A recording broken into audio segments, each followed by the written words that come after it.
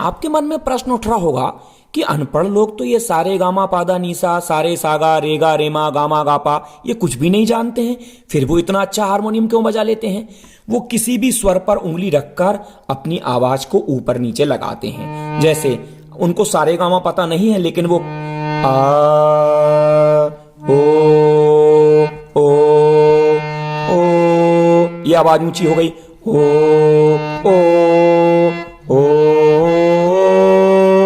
और ऊंची हो गई,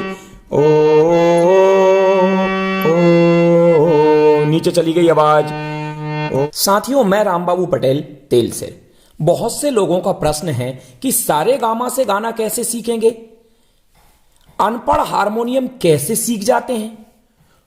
उनको लगता है कि किसी बटन से कोई शब्द रहता होगा कि ये वाले बटन से ये शब्द निकलेगा, ये बटन से ये शब्द निकलेगा, तो किस बटन से कौन सा शब्द निकलता है।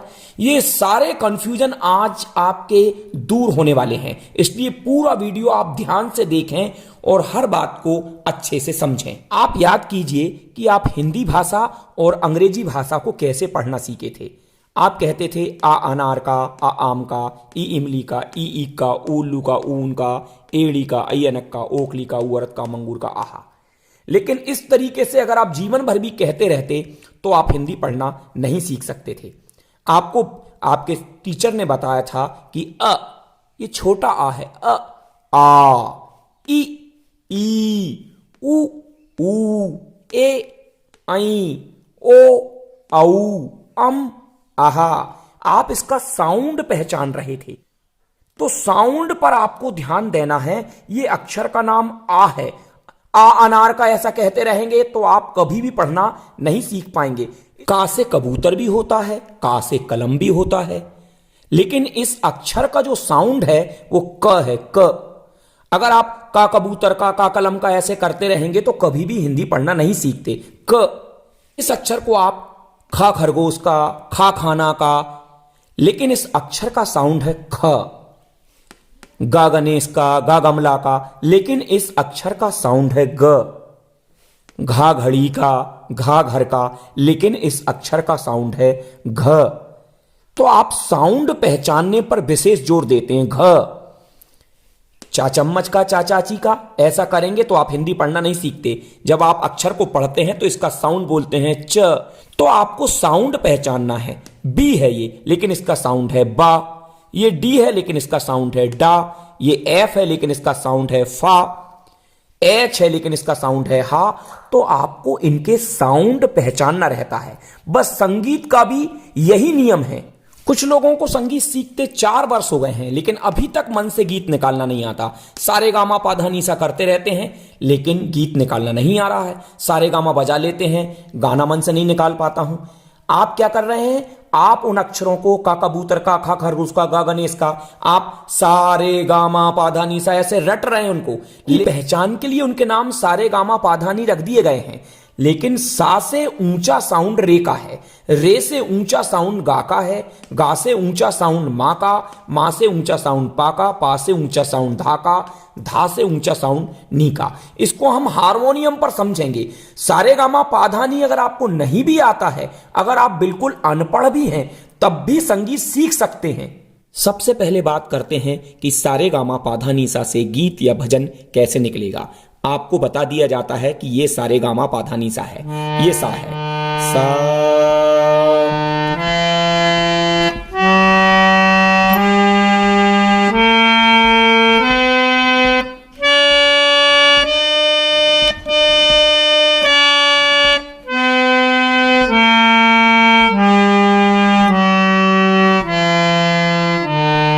मैंने सारे गामा पाधानी सा बजाया।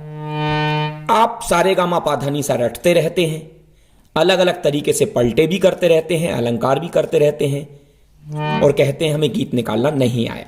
इसका मतलब आप गलत तरीके से कर रहे हैं। आप इन अक्षरों को रट रहे हैं, आप इनका साउंड नहीं समझ रहे हैं। सा, इससे ऊंचा साउंड है रे का, रे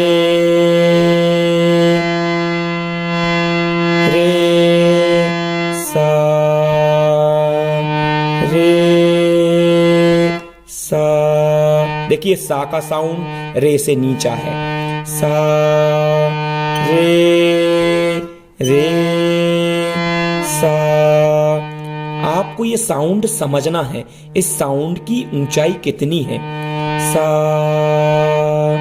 रे, हम ऊपर की ओर जा रहे हैं, साउंड ऊंचाई की ओर जा रहा है। रे, अब नीचे आ रहा है। सा। हमारे आगे के सारे साउंड जिसको हमने सा बनाया है, जिस स्वर को, इसी से निर्धारित होंगे, क्योंकि हमारा सा इतना ऊंचा है तो रे उससे थोड़ा और ऊंचा होगा, गा उससे और ज्यादा ऊंचा होगा। सा रे गा, ये गा रे से भी ऊंचा है। गा गा। आपको ये साउंड की ध्वनि पहचानना है कि कितना ऊंचा है गा। गा रे, गा से नीचा साउंड रे का है। गा रे से नीचा साउंड सा का। सा सा रे गा। ध्वनि ऊपर की ओर जा रही थी, अब नीचे उतर रहे हैं। गा रे सा सा रे गा मा। मां की ध्वनि गा से भी ऊंची है। सा रे गा मा मा। अब मां से फिर हम नीचे की ओर, गा, मां से नीचे की ध्वनि गा है। मा गा, गा से नीचा रे, रे सा सा रे गा मा मा गा रे सा। अब हम पा तक जाएंगे, क्योंकि पा की ध्वनि इन सबसे ऊंची है। सा रे गा मा पा, ये मां से भी ऊंची ध्वनि हो गई पा की। पा सा रे गा मा पा पा।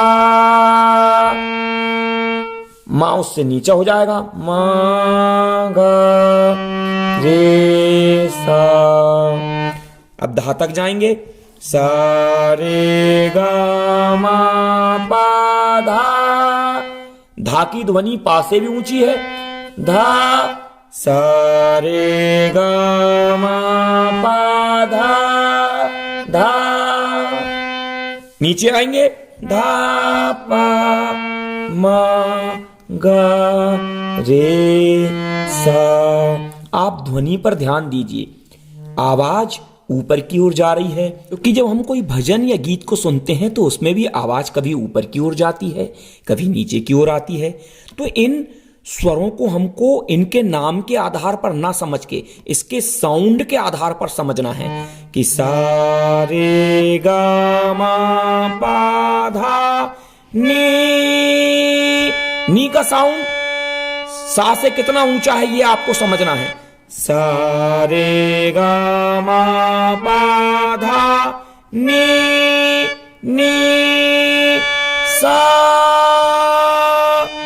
तो सारे गामा तो केवल नाम है, हमको उनका साउंड समझना है। सारे गामा से गीत कैसे निकलेगा यह आगे के लेसन में आपको धीमे धीमे सब पता चल जाएगा। सा सा सा, ये तार सप्तक का सा है। सा नी, सा से नी की ध्वनि। सा, तार सप्तक का सा। सा नी सा। हम नीचे की ओर आ रहे हैं। सा नी धा, और नीचे आ गए। सा नी, सा से नी, नीचे की ओर, नी से नी धा, और नीचे उतरे। धा पा, और आवाज नीचे की ओर आ गई। मा, और नीचे आ गए। गा, और नीचे आ गए। रे, और नीचे आ गए। सा,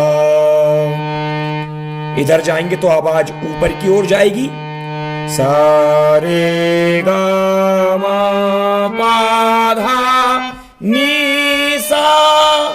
असलियत में हम जो पलटे और अलंकार करते हैं वो सारे गामा पाधा नी सा, सारे सागा, सारे गामा इस टाइप से करते रहते हैं, लेकिन ये हम आवाज के उतार चढ़ाव को समझने के लिए करते हैं। और ये जो पलटे और अलंकार होते हैं यही तो गानों के बीच के टुकड़े होते हैं। अलग अलग प्रकार के पलटे और अलंकारों से हमको स्वर की ऊंचाई नीचाई की समझ आती है। नी सा रे सा रे गा रे गा मा पा धा नी धा नी सा रे सा। आपके मन में प्रश्न उठ रहा होगा कि अनपढ़ लोग तो ये सारे गामा पादा नीसा, सारे सागा रेगा रेमा गामा गापा ये कुछ भी नहीं जानते हैं, फिर वो इतना अच्छा हारमोनियम क्यों बजा लेते हैं। वो किसी भी स्वर पर उंगली रखकर अपनी आवाज को ऊपर नीचे लगाते हैं। जैसे उनको सारे गामा पता नहीं है, लेकिन वो आ ओ ये आवाज ऊंची हो गई, ओ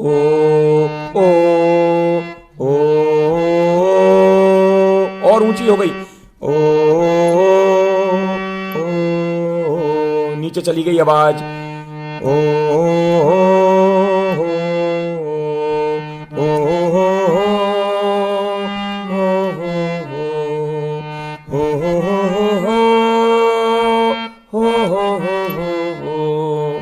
ऐसे वो आवाज को लगाते रहते हैं, इससे उनको समझ आती है।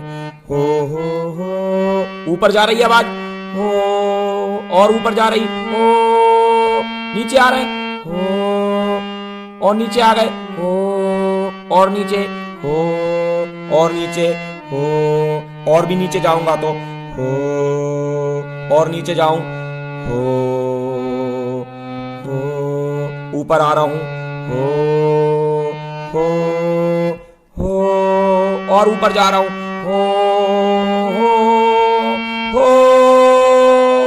ऊपर चला गया, और ऊपर, और ऊपर,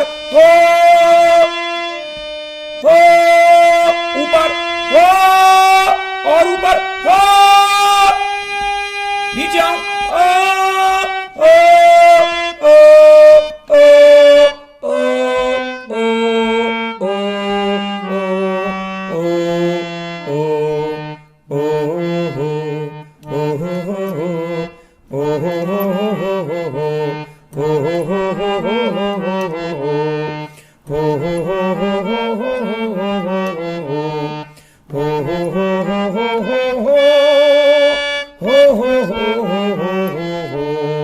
आप समझ पा रहे होंगे आवाज कभी ऊपर जा रही है, कभी नीचे आ रही है।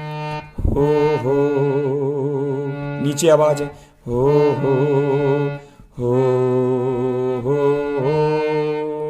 आप किसी भी स्वर को अपना सा बनाएं, जहां से आप अपनी गायकी स्टार्ट कर रहे हैं उससे 4 स्वर लगभग आपको नीचे जाना है, और ये एक सप्तक जैसे ही पूरा होगा तो तार सप्तक में भी 4 स्वर आपको ऊपर जाना है। बस इन 2 सप्तकों में, यानी एक पूरा सप्तक ये, आधा सप्तक इधर और आधा सप्तक नीचे की ओर, इन 2 सप्तकों में ही आपका गाना निकलता है। और संसार के प्रत्येक व्यक्ति की आवाज 2 सप्तकों में चलती है। किसी का सा थोड़ा और ऊपर रहता है, किसी का सा थोड़ा नीचे रहता है। तो अगर आप सारे गामा नहीं करना चाहते हैं तो आप इन स्वरों में आवाज लगाना सीखिए। नीचे भी जाइए, ऊपर भी जाइए, सा आ, आप आ बोलिए, ओ बोलिए, ओ। देखिए मध्य सप्तक से नीचे की ओर आ रहा हूं, ओ। फिर से वापस ऊपर आ गया, ओ।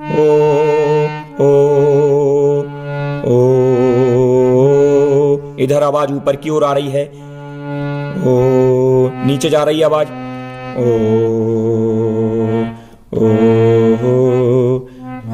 नीचे गई आवाज, ऊपर आ रही है, ओ। और ऊपर,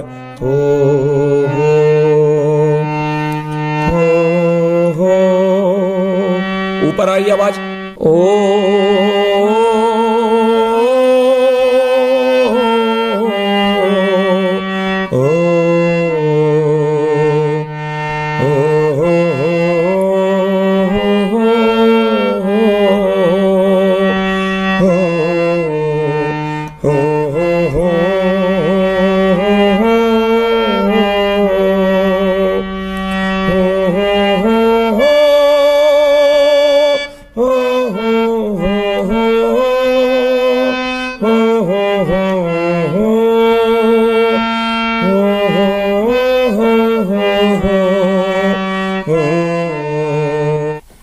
कोई भी जो गीत होता है वो ध्वनि का उतार चढ़ाव है, और उस ध्वनि के उतार चढ़ाव को सीखने के लिए या तो आप पलटे और अलंकार कीजिए, या आप कुछ भी ऊपर जाइए फिर नीचे जाइए, कुछ भी इन स्वरों में बोलते रहिए, आपकी आवाज इसमें मिलते रहना चाहिए।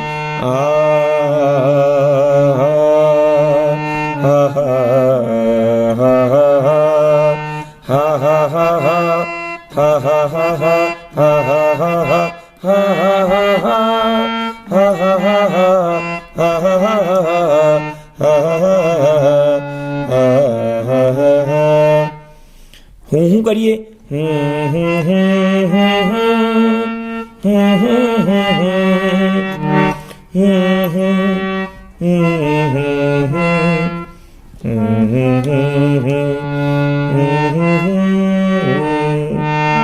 आप एक बात अच्छी तरह समझ लीजिए कि कोई भी गीत या भजन उसके शब्दों के आधार पर नहीं बजता है, उसकी ध्वनि के उतार चढ़ाव के आधार पर बजता है। आप इन स्वरों पर कुछ भी बोल सकते हैं, किसी भी भजन में उसके शब्द मायने नहीं रखते हैं, उसकी टोन मायने रखती है, उसकी आवाज कितनी ऊपर नीचे जा रही। जैसे एक भजन को देखिए, मैं गलत तरीके से गाता हूं, आप स्वयं कहेंगे कि ये भजन आप गलत बजा रहे हैं, शब्द जबकि वही के वही हैं। कान्हा ने बसो वृंदावन में, मेरी उम्र बीत गई गोकुल में। लेकिन भजन कान्हा कान्हा ने बसो वृंदावन में, मेरी उम्र बीत गई गोकुल में। और गलत तरीके से गाऊं इसको। कान्हा ने बसो वृंदावन में, मेरी उम्र बीत गई गोकुल में। हम इन स्वरों पर कुछ भी बोल सकते हैं, तो लेकिन वो जो गीत कितना उतार चढ़ाव मांग रहा है, उतना उतार चढ़ाव जब आप देंगे तो आपको लगेगा कि गीत सही बज रहा है। लेकिन आप शुरुआत में कुछ भी बजाइए, आपको ये बात समझ में आना चाहिए कि ये गीत आप बजा रहे हैं, ये गलत बजा रहे हैं। जब आपको ये पता चल जाता है, मतलब आप सही रास्ते पर चल रहे हैं। आपको स्वर की ऊंचाई नीचाई, भजन का उतार चढ़ाव समझ में आने लगा है। सबसे पहले तो आपको उस गीत को अनेक बार बहुत ध्यान से सुनना होगा। जैसे एक गीत है, बनो तेरी अखियां सुर में दानी।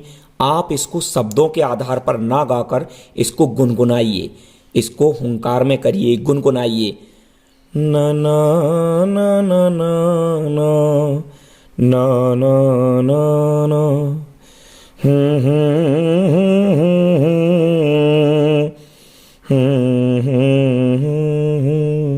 पहले गीत आपके दिमाग में बजता है कि उसका उतार चढ़ाव कितना है, फिर आप उसको हारमोनियम पर उतारने की कोशिश करते हैं। जैसे बनो बनो तेरी, बनो मतलब ऊपर जा रहा है गीत, बनो तेरी, बनो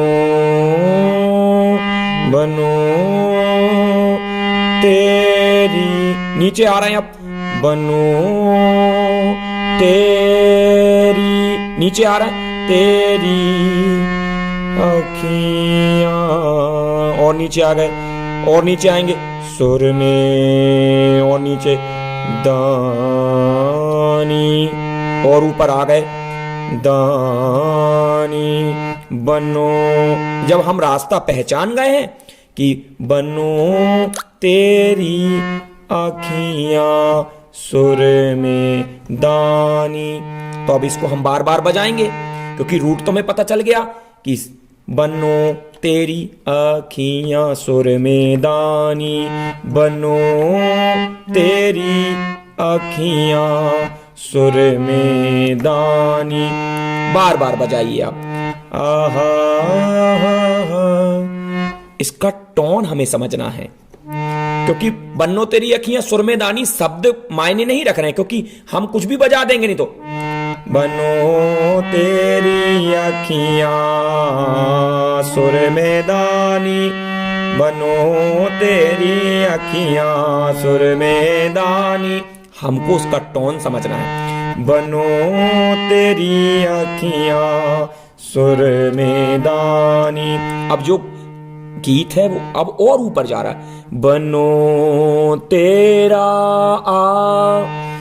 बनो तेरा, बनो ते, यहां नहीं गया, बनो तेरा, यहीं जा रहा है। बनो तेरा मुखड़ा चांद, देखो और ऊपर जा रहा, चांद सारे। शब्द कोई मायने नहीं रखते हैं, उस गीत की टोन कैसी है। बनो तेरा मुखड़ा, और ऊपर जाएगा, मुखड़ा चांद, नीचे आ गए, चांद सा, नीचे आ गए, रे ला ला ला ला। बनो तेरी अखियां सुर में दानी। तो आपको गीत को बहुत सुनकर उसका उतार चढ़ाव समझना है। एक बहुत ही प्यारा भजन है, रघुपति राघव राजा राम, पतित पावन सीताराम। इसको देखते हैं हम। रघुपति राघव, रघुपति राघव, रघुपति नीचे आ रहा है गीत, रघुपति राघव, रघुपति राघव। अब ऊपर जाएगा, राजा नहीं है, रघुपति राघव राजा, राजा राजा और ऊपर जाए, राम राम, रघुपति राघव राजा राम, पतित पावन सीताराम। रघुपति राघव राजा। हम शब्द ना बोल के उसकी टोन को गुनगुनाएं।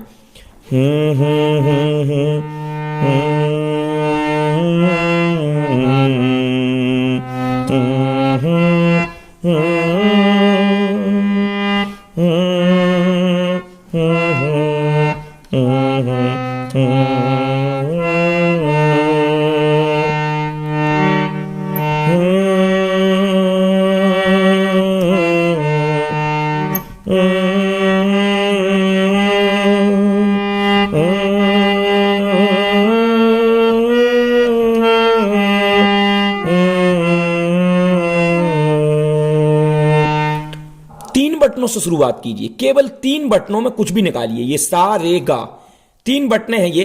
ओ हो 1 2 3 3 2 1। सीताराम जय सीताराम, राम राम राम जय सीताराम। राधे कृष्ण श्री राम जय जय राम। तो सबसे बड़ा सूत्र यही है, जो लोग अनपढ़ रहते हैं वो इन स्वरों में बेधड़क घूमते हैं और आवाज लगाते हैं। आ हा हा हा हा हा हा हा हा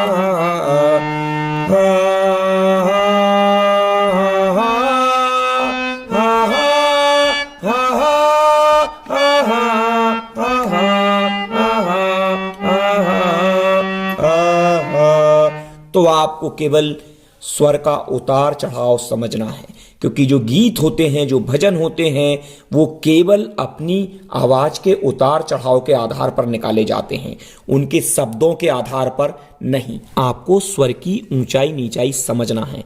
अगर आप जीवन भर भी सारे गामा पाधा निसा करते रहे, तब भी आप गीत निकालना नहीं सीखेंगे।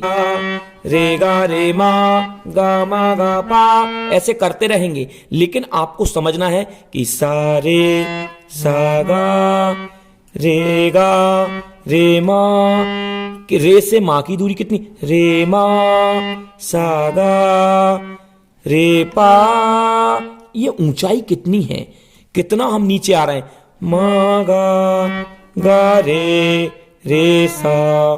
तो इस ऊंचाई को समझने के लिए ही हम ये सब पलटे अलंकार कर रहे हैं। इनके नाम में कुछ नहीं है, इसके काम में सब कुछ है। यानी इसकी आवाज कितनी ऊंची नीची है, इस पर हमको ध्यान देना है। और अनपढ़ लोग ये सारे गामा पाधा नीसा कुछ नहीं जानते हैं। वो इस आवाज की ऊंचाई नीचाई को समझने के लिए इन स्वरों में आवाज लगाते हैं और उनको समझ में आ जाता है ये स्वर इतना ऊंचा है, ये स्वर इतना नीचा है, और वो सीख जाते हैं। लेकिन हमको स्वर दिखाई भी देना चाहिए। जो लोग अलंकार और पलटों के आधार पर करते हैं तो उनको स्वर दिखाई भी देता है कि सा है, ये रे है, ये गा लग गया है। तो मुझे लगता है आपको शास्त्रीय पद्धति से ही सीखना चाहिए।